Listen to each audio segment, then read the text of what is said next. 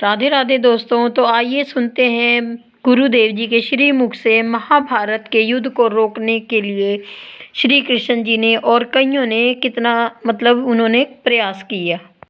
धर्म में उसकी अरुचि होती है, जैसे दुर्योधन की भगवान संधि दूत बन करके दुर्योधन को सभा में संबोधन किए कि पांडव तुम्हारे भाई हैं और सही पूछो तो इतना बड़ा वैभव अर्जुन के गांडीव धनुष के प्रभाव से ही एकत्रित हुआ, वो जुआ में जीत लिया। तो मेरी राय तो ये भगवान कह रहे हैं कि आप आधा राज्य वापस कर दीजिए, पर ऐसी वृत्ति तुम में दिखाई नहीं दे रही तो 5 गांव दे दीजिए। तो दुर्योधन ने कहा सुई की नोक के बराबर भी नहीं दूंगा, 5 गांव की बात। देखो अधार्मिक जो वृत्ति होती है अहम प्रधान, भगवान समझा रहे हैं पर उनकी समझ में नहीं आ रहा। पहले से उसने गुप्त मंत्रणा कर रखी थी, अगर केशव तनिक भी क्रोधावेश धारण करें तो तत्काल उनको बंदी बना लिया जाए और कैद में डाल दिया जाए। तो भगवान से जब वो बोल रहा था कि सुई की नोक के बराबर भी बिना युद्ध के हम नहीं देंगे, तो भगवान ने कहा इसका मतलब है कि तुम मृत्यु सैया पर शयन करने के लिए तैयार हो रहा है। अब वो समझ गया कि केशव आवेश में आ रहे हैं। भगवान ने देखा कि उसके जो सहयोगी जन हैं वो सावधान हो रहे हैं। वो पहले ही सात्विकी ने सूचना दे दी थी कि प्रभु सभा में कुछ अमंगल होने वाला है। विदुर जी ने भी रात्रि में समझाया था कि प्रभु आपका आना मुझे ठीक नहीं लग रहा, क्योंकि ये लोग बड़े मलिन बुद्धि वाले हैं। तो भगवान बड़े जोर से अट्टहास किया। एक हंसना होता है, वही अट्टहास बड़ा भयावना होता है। भक्तराज हनुमान जी ने भी अट्टहास किया था। जब पूंछ में आग लगाई गई थी लंका में, तो अट्टहास कर गरजा, कपि बढ़िला भयंकर अट्टा। ऐसे ही प्रभु श्री कृष्ण ने अट्टहास किया और कहा, ए दुर्योधन, क्या तू मुझे अकेला समझ रहा है? तू मुझे बंदी बना सकता है? देख बना बंदी मुझे। भगवान का विराट रूप सभा में प्रकाशित हो गया। बड़े बड़े लोकपाल, अश्विनी कुमार, इंद्र, मरुदगण, विश्वदेव, यक्ष, गंधर्व, नाग, राक्षस सब भगवान के अंगों से प्रकाशित हो रहे हैं। उनके दोनों भुजाओं में, एक में भगवान बलराम जी हल मूसल धारण किए हुए, एक तरफ गांडीव धनुष धारण किए हुए अर्जुन, दाहिनी भुजा में अर्जुन और बाएं भुजा में हलधर बलराम जी। देखा शंख चक्र गदा शक्ति सारंग हल नंदक नामक खड्ग, ये सब मूर्तिमान भगवत पार्षद जो अस्त्र हैं भगवान के अंग में विराजमान हैं। बहुत तेजो में देदीप्यमान श्री कृष्ण के अंग, नेत्रों से, नासिका से, रोम के छिद्रों से भयंकर आग की, प्रलयकालीन आग की लपटें प्रकट हो रही हैं। रोम कूप से सहस्त्रों सूर्यों जैसा तेज प्रकाशित हो रहा है भगवान श्री कृष्ण के। समस्त सभा में जितने राजा थे सब भयभीत होकर मूर्छित हो गए। किसी की हिम्मत ही नहीं हुई कि पूर्ण रूप से भगवान की उस रूप का दर्शन कर सके।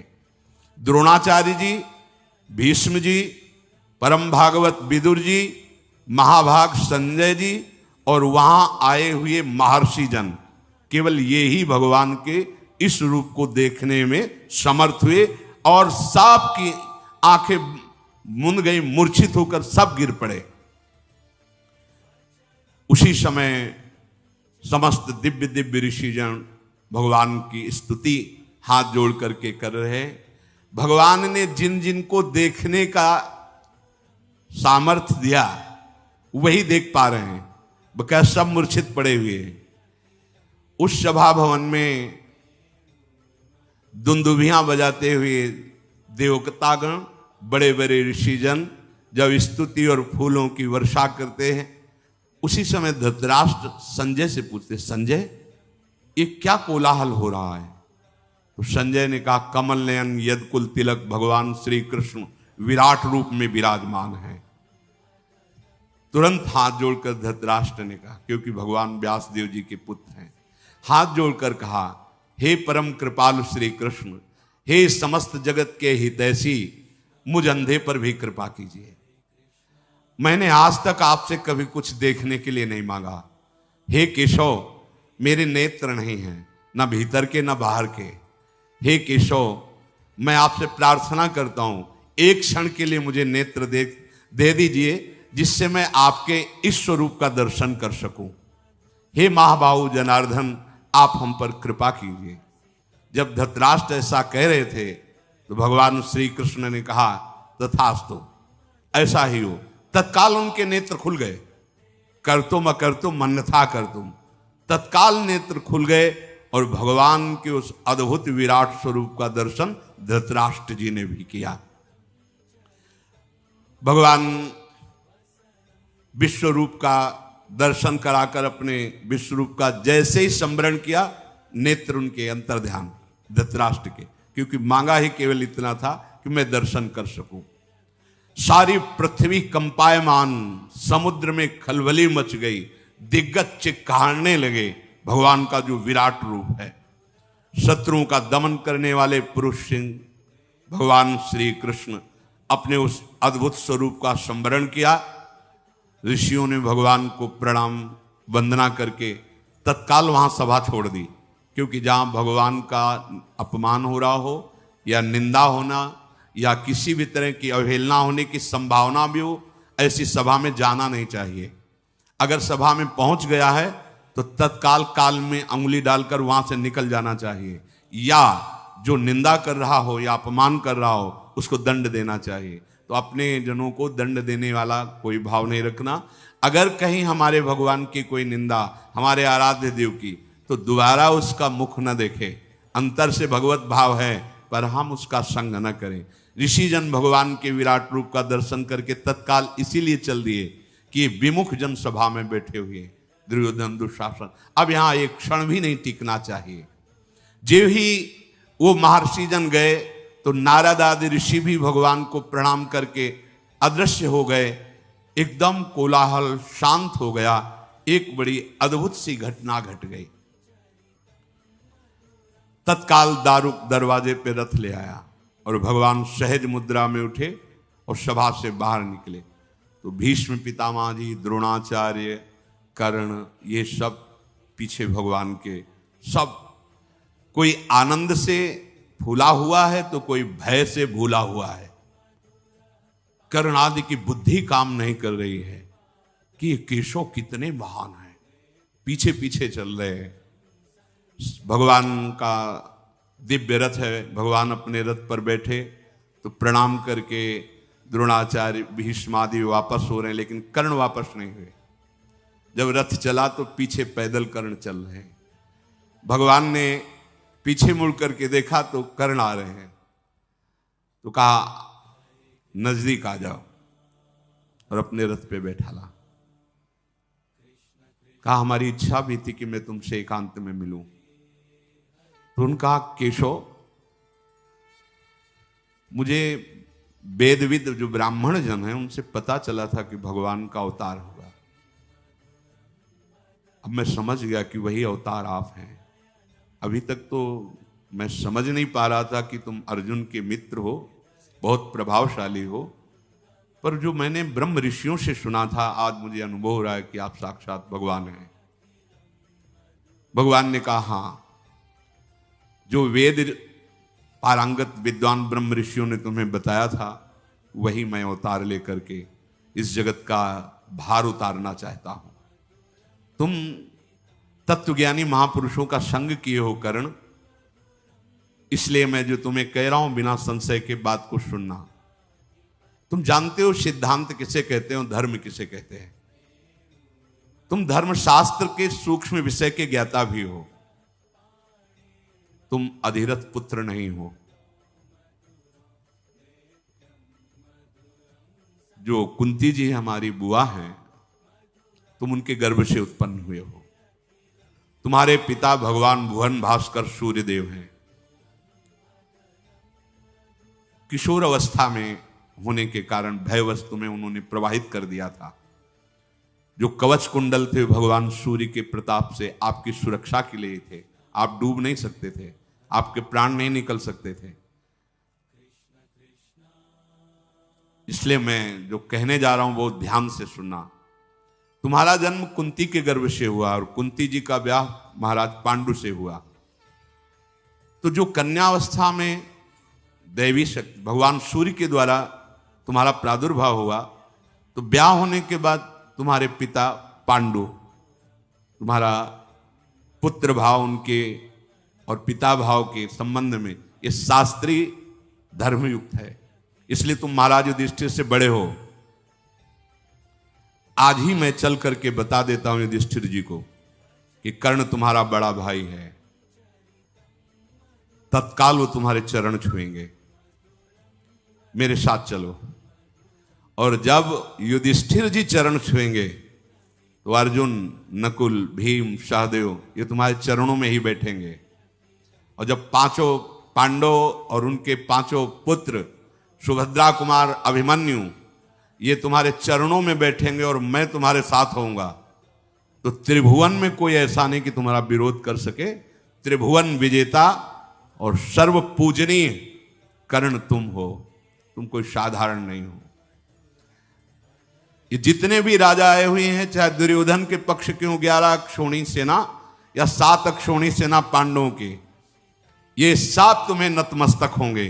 युद्ध होगा ही नहीं, केवल तुम्हारे बल से युद्ध होने जा रहा है। इसलिए मेरी बात मान लो।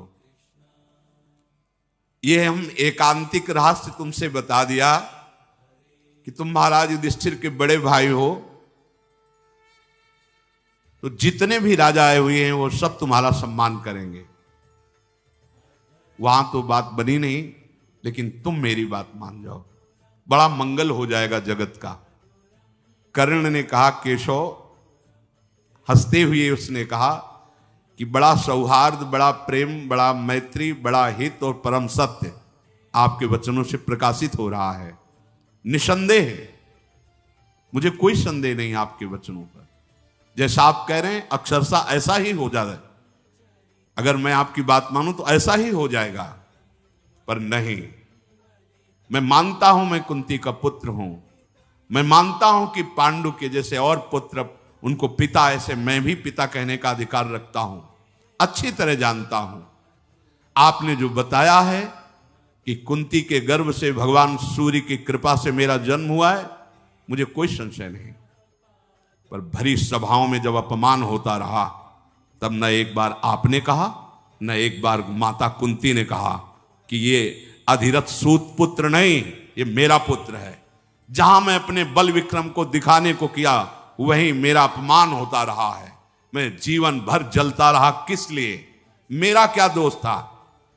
मेरा दोष आप साबित कर दीजिए। भगवान सूर्य ने प्रकट किया और जल में फेंक दिया गया और अधिरथ सूत ने उठाया, इसमें मेरा क्या दोष रहा? जब मैं कभी अपना बल विक्रम अर्जुन के सामने प्रकट करता तो मेरा उपहास करके मुझे नीचा दिखाया जाता कि सूत पुत्र का अधिकार नहीं राजकुमार के सामने, चाहे वो द्रौपदी के स्वयंवर में हो, चाहे वो अश्व शिक्षा का, पूर्णता का जब प्रदर्शन कराया जा रहा हो तब हो, या किसी भी राजसभा में हो, तब क्यों आप नहीं बोले? क्यों माता कुंती ने ये नहीं कहा कि ये मेरा पुत्र है? तब तो किसी ने नहीं कहा।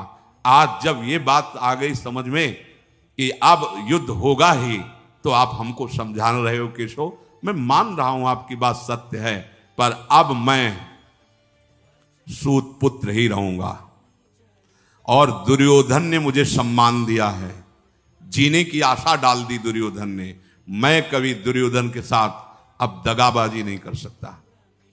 हे वृषणी नंदन श्री कृष्ण, मेरा एक नियम है कि एक बार जिसको वचन दे दिया तो प्राण छूट सकते हैं, वचन नहीं छूट सकते।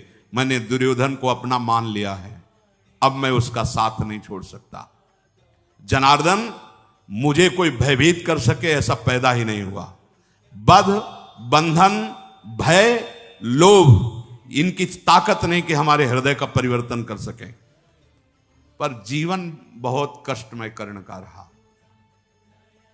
अगर कहीं ये पता चल जाता भगवान सूर्य से प्रकट कर्ण, तो भगवान परशुराम जी शाप नहीं देते। हर जगह हार हुई, हर जगह।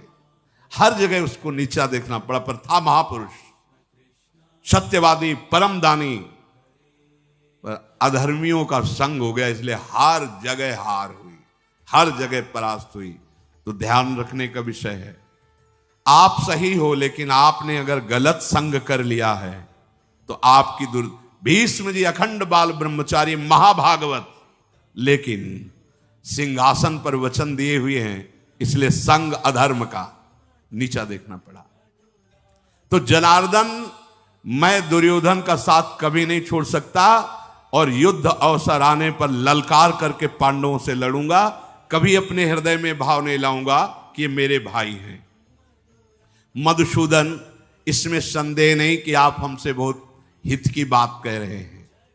पांडव आपके अधीन है, आप जैसी आज्ञा करेंगे तत्काल वो वैसा कर देंगे, पर मेरे और आपके बीच में जो वार्ता हुई है इसे न पांडव जानेंगे और न कोई संसार का व्यक्ति, जब तक युद्ध नहीं हो जाता।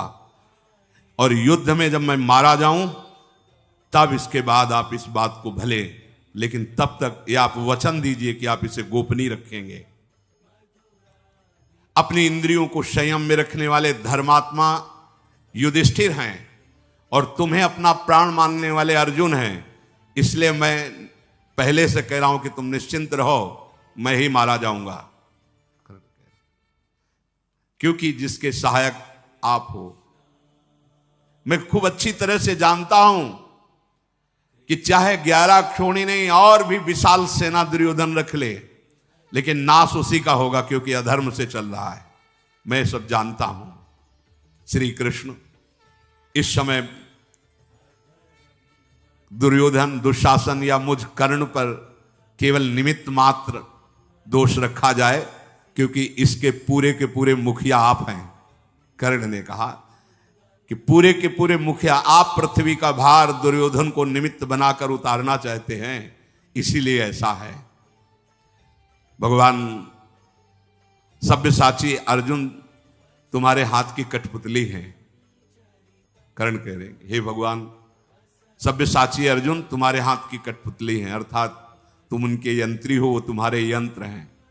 इसलिए इस रणांगण में जो रण यज्ञ होगी, इसमें बलि मेरी ही चढ़ेगी, आप निश्चिंत रहिए, क्योंकि जिसके आप सहायक हैं उसका कोई नाश कर सके। ये कर्ण की एकांतिक वार्ता भगवान के साथ हो रही। मैं जान रहा हूं कि पांडुनंदन महाबलशाली वायुपुत्र भीमसेन जिस समय अपने स्वरूप में आकर सिंहनाद करेंगे तो दुशासन का रक्त निश्चित पिएंगे। उन्होंने प्रण किया है तो छाती फाड़ेंगे वो, मुझे पता है। क्यों? क्योंकि इस रण यज्ञ में आपका सहयोग है। मुझे पता है कि जिस समय पांचाल राजकुमार धृष्टद्युम्न अपने स्वरूप में आकर खड़ा होगा तो द्रोणाचार्य का गर्दन वही उतारेगा। क्यों? क्योंकि आप उनके रक्षक हैं। मुझे पता है कि शिखंडी भीष्म जी के सामने खड़े होने के लायक भी नहीं है, लेकिन वो मार गिराने का काम करेगा। क्यों? क्योंकि आप उनके पक्ष में हो। महाबली दुर्योधन का वध निश्चित है, क्योंकि आप पांडवों के पक्ष में हैं। पर हे श्री कृष्ण, मैं पांडवों के पक्ष में नहीं आ सकता, रहूंगा दुर्योधन के ही पक्ष में। जब भगवान ने देखा कि कर्ण बात जानते हुए भी अब नहीं मानेंगे, तो कर्ण ने कहा, प्रभु आप ऐसा ना समझे कि मैं आपकी आज्ञा का उल्लंघन कर रहा हूं। मैंने एक स्वप्न देखा है, वो केवल आपसे बता रहा हूं। मैंने स्वप्न देखा है कि गांडीव धनुषधारी अर्जुन श्वेत गजरात पर विराजमान होकर के मुझे दृष्टिगोचर हो रहे हैं, अर्थात मेरे से उनकी विजय होगी। मैंने देखा है कि दुर्योधन में केवल 3 के मस्तक पर श्वेत पाग है और सबके लाल है, अर्थात सब मारे जाएंगे। 11 क्षोणी सेना में केवल 3 बचेंगे, अश्वत्थामा, कृपाचार्य और कृतवर्मा। ये 3 के माथे पे केवल सफेद पाग है, से सब मारे जाएंगे। जनार्दन, ये जो मैंने स्वप्न देखा है, इससे मुझे निश्चित हो चुका है कि पांडवों की विजय होगी, कौरवों का विनाश होगा, साथ में मेरा भी। पर मैं डरने वाला नहीं हूं। मैं ललकार ललकार कर अपने भाइयों को मारूंगा, पांडवों को, पक्का। आप मुझे अब समझाने की चेष्टा न करें, अब मैं रहूंगा इसी पक्ष में। भगवान मुस्कुराए और रथ से उतरकर प्रणाम किया और कर्ण चला गया। और भगवान उपप्लव्य नगर की तरफ दारुक्षी रथ हंकवाया। विदुर जी को बहुत चिंता हुई। विदुर जी कुंती के पास गए और कहा, चिरंजीवी पुत्रों को जन्म देने वाली भारी संकट उपस्थित है। भगवान आए, संधि करवाने की चेष्टा की, नहीं हुई। भगवान का अपमान हुआ, कैद करने की, बंदी बनाने की चेष्टा की। अब वो वापस चले गए हैं। मतलब युद्ध पक्का। और युद्ध पक्का तो मुझे केवल डर है कर्ण से। गांडीव धनुषधारी अर्जुन से अगर कोई लड़ सकता है तो कर्ण लड़ सकता है। मेरे हृदय में बड़ा शोक उत्पन्न हो रहा है। ये धृतराष्ट्र बूढ़े हो गए हैं, पर इनकी बुद्धि अभी लोभ से ग्रसित हो रही है। कैसे इनको समझाऊं? मेरा हृदय बड़ा अशांत हो रहा है। भीष्म पितामह, द्रोणाचार्य, कर्ण, ये सब दुर्योधन के साथ हैं। कोई उपाय नहीं दिखाई दे रहा। विदुर जी की आंखों में आंसू आ रहे। कोई उपाय नहीं दिखाई दे रहा जिससे मैं इस युद्ध को रोक सकूं, इस जनसंहार को रोक सकूं। कर्ण बहुत बलवान है, मैं अंदर से जानता हूं। कुंती जी ने कहा, आपको भी अभी तक एक बात मालूम नहीं है, वो बात मैं बताती हूं। मैं जब पिता के घर में रहती थी तो साधु सेवा का मुझे अधिकार मिला था कि आए हुए अतिथि सेवा को। तो उस समय महान तप के धनी दुर्वासा ऋषि आए और अतिथि सेवा मुझे मिली। जैसा सावधानी से सेवा करनी चाहिए वैसी सेवा की। वो प्रसन्न हुए और मुझे एक मंत्र दिया कि इस मंत्र से कभी भी किसी भी देवता को बुला। तो मेरे मन में चापल्यतावश ऐसा हुआ कि मैं भला सूर्य को बुलाऊं, तो सूर्य देव आ गए और उन्होंने मुझे एक पुत्र प्रदान किया जो कन्यावस्था में ही प्रकट हुआ। वही ये पुत्र कर्ण है। तुम भयभीत मत रहो कर्ण से, वो मेरा पुत्र है। मैं जाऊंगी और आज्ञा करूंगी, वो अवश्य मेरी बात मानेगा। विदुर जी को प्रसन्नता हुई कि यदि ऐसे युद्ध रुक जाए तो बहुत अच्छा है। माता कुंती, समय कर्ण का एक निश्चित था। ब्रह्म मुहूर्त से खड़े हो जाते थे और जैसे जैसे सूर्य उदय होते वैसे वैसे मुख करते हुए भीषण धूप में भी ऐसे मंत्र उच्चारण करते हुए गंगा जल में और उस समय नियम था अगर कोई भी आकर कुछ मांग ले वो दे देते थे। ठीक उस समय माता कुंती गई, देखा दोनों भुजाओं को भगवान सूर्य की तरफ ऐसे किए, गंगा जी में खड़े हुए मंत्र जाप कर रहे हैं। नजदीक गई तो छाया सी दिखाई दी। मुड़ करके कर्ण ने देखा तो कहा, राजमाता आपके चरणों में प्रणाम है। इस समय आपका यहां आना, आप इस कर्ण से क्या चाहती हैं? देवी, मैं अधिरथ पुत्र कर्ण हूं। यह बात आपको पता है? क्योंकि भगवान ने बताया ना, इसीलिए वो भी कड़ुआ बोल रहा है। मैं अधिरथ पुत्र सूत पुत्र कर्ण हूं, यह बात आपको पता है? हाँ, तो ये सूत पुत्र कर्ण आपके चरणों में प्रणाम करता है। राजमाता यहां आने का कष्ट किया, आदेश करें ये सूत पुत्र क्या सेवा करें। बार बार इसलिए वो ये कह के आई है ना कि मेरा पुत्र है, मैं उसे बताऊंगा। और भगवान ने पहले बता दिया था। अभी तक सूर्य भगवान इनको दर्शन दिए पर एक बार भी नहीं बताया ये रहस्य। ये पता भगवान के द्वारा कर्ण को। कुंती ने कहा कि बेटा, तुम सूत पुत्र नहीं हो, तुम कुंती पुत्र हो। तुम्हारे पिता अधिरथ नहीं, त्रिभुवन को प्रकाशित करने वाले भुवन भास्कर सूर्यदेव हैं। तुम मेरे गर्भ से प्रथम पुत्र के रूप में प्रकट हुए हो। जिस समय मैं कुंती भोज राजा के यहां रहती थी उस समय तुम्हारा प्रादुर्भाव हुआ। कर्ण, ये सामने देखो, जिनकी तुम आराधना कर रहे हो ये तुम्हारे पिता हैं और इस बात के साक्षी हैं कि जो मैं बोल रही हूं वो परम सत्य है। बेटा, ये युद्ध होने जा रहा है, प्रधान तुम इसके हो। तुम अपने भाइयों से अपरिचित हो, ये पांडव तुम्हारे ही भाई हैं। तुम्हें धृतराष्ट्र पुत्रों की पक्षवृत्ति लेकर युद्ध नहीं करना चाहिए। तुम मेरे पुत्र हो। पूर्व काल में जिसका उपार्जन किया गया अर्जुन आदि के द्वारा, लोभवश इन दुष्टों ने कपट करके वो सब ऐश्वर्य अपहरण कर लिया है। अब मेरे पुत्र उसके लिए जरूर युद्ध करेंगे। तो तुम्हें पता हो जाना चाहिए कि अर्जुन और तुम भाई भाई हो, फिर युद्ध किस बात का। तुम हो जाओ तो युद्ध होगा ही नहीं, इस बात को स्वीकार करो। कर्ण ने कहा, इस महान रण यज्ञ की वेदी पे पीठ दिखाने वाला ये सूत पुत्र नहीं है। अब ऐसा कभी नहीं हो सकता। सर्वगुण संपन्न पांडव हैं, मैं जानता हूं। सूर्यमंडल से आकाशवाणी हुई, सुनो कर्ण, सूत पुत्र शब्द उच्चारण मत करो। जो कुंती कह रही वो अक्षरशः सत्य है। तुम मेरे पुत्र हो, मैंने तुम्हें बताया नहीं। आकाशवाणी सूर्य की। जो ही इस कर्ण ने इस वाणी को सुना तो प्रणाम किया सूर्य को भी, और कुंती से कहा, माता मुझे पहले से पता है कि आप मेरी माता हैं और भगवान सूर्य मेरे पिता हैं।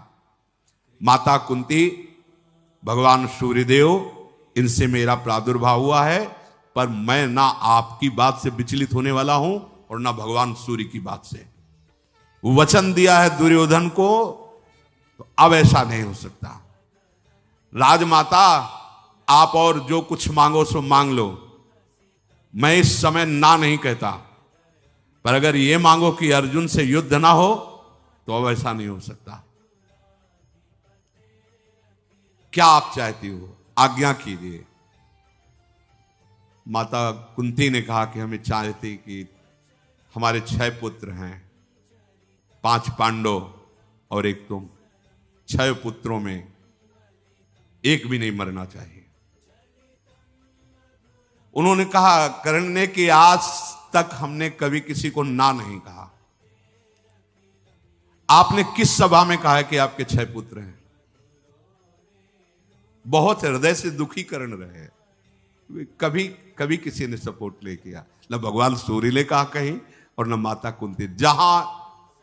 जहां भी अपनी तो उसको नीचा दिखाया, ए सूत पुत्र तो राजकुमारों के समान। तो 6 पुत्र हैं आपके, आपने किस सभा में घोषित किया है? कभी किया है? आज जब आपने देखा है कि आपके पुत्रों पे, प्राणों पे बने आई है, तो आप अब ये कहने चली आई हो कि कर्ण तुम मेरे पुत्र हो, पांडव तुम्हारे भाई हैं। मैं दुर्योधन का आश्रय लिया, मेरा जीवन निर्वाह दुर्योधन ने किया, मैं प्राण भी उसी को दूंगा, उसी के लिए न्यौछावर करूंगा। मैं कभी झूठ नहीं बोलता और मैं कभी मांगने वालों को ना भी नहीं कहता। तो इसलिए दैव बड़ा बलवान है। तुमने 5 पुत्र सदैव घोषित किए हैं, 5 ही रहेंगे, तुमको भी विमुख नहीं करेंगे। युद्ध का अवसर आएगा और जब युधिष्ठिर, भीम, नकुल, सहदेव, इनको मैं ऐसी दशा में पहुंचा दूंगा कि वध कर सकता हूं, उस दशा में मैं इनको छोड़ दूंगा, लेकिन अर्जुन को नहीं। या अर्जुन मुझे मारेगा तो 5, या मैं अर्जुन को मारूंगा तो आपके 5। आपने सभा में सदैव 5 पुत्र बताए हैं, 5 ही पुत्र रहेंगे। या कर्ण जाएगा या अर्जुन जाएगा। कुंती देवी हृदय से बहुत दुखी हुई और कहा, बेटा तो अपनी इस बात का ध्यान रखना कि हमारे अन्य पुत्रों का तुम वध मत करना, क्योंकि वो जानती हैं अंदर से कि जिसके श्री कृष्ण सहायक हैं उस अर्जुन का कौन बिगाड़ सकता है। पर यहां कर्ण के जीवन में देखने को मिला कि अगर अधर्म का संग कर ले तो कितना भी बड़ा सत्यवादी, दानी, महात्मा कोई क्यों ना हो, उसे सदैव नीचा ही देखना पड़ता है। इसलिए कुसंग का त्याग करते हुए भगवद आश्रित होकर निरंतर जाप करने से नाम का, मंत्र का, गुरु वचनों का जीव का परम मंगल हो जाता है। कभी एक क्षण भी नाम न भूले, ऐसी सावधानी रखें। शेष चर्चा आगे। श्री राधा वल्लभ लाल की। वो महाविनाशकारी भयंकर प्रलय ला देने वाला महायुद्ध महासंग्राम जिसे श्री कृष्ण ने भरसक प्रयास किए रोकने के लिए, सब चीज़ों से उनको अवगत कराया, कष्टों से, दुख से, सब चीज़ों से। पर बोलते हैं ना कि होनी बलवान होती है, वो होकर ही रहती है। सब कुछ जानते समझते हुए भी सूर्यपुत्र कर्ण ने श्री कृष्ण की बात नहीं मानी और ये युद्ध होके ही रहा। उन्होंने, विदुर जी ने और भीष्म पितामह जी ने, कईयों ने भरसक प्रयास किए कि इस युद्ध को टाल दिया जाए, पर नहीं, ये नहीं टाला जा सका। अंत में ये भयंकर युद्ध होकर ही रहा और इसकी कथा, इसकी लीला जो है बाबा प्रेमानंद जी ने बहुत ही अच्छे तरीके से समझाई है। तो ऐसे ही वीडियोस के लिए मेरे चैनल सब्सक्राइब करें, वीडियोस को लाइक करें और ज़्यादा से ज़्यादा शेयर करें ताकि सभी को सत्य सनातन की कथाओं के बारे में, सत्य के बारे में जानकारी मिल सके। मिलती मैं आपको नेक्स्ट वीडियो में ऐसी ही मनोरंजन भरी कथाओं के साथ बाबा प्रेमानंद महाराज जी के द्वारा। तो अपने घरों में स्वस्थ रहें, मस्त रहें। राधे राधे।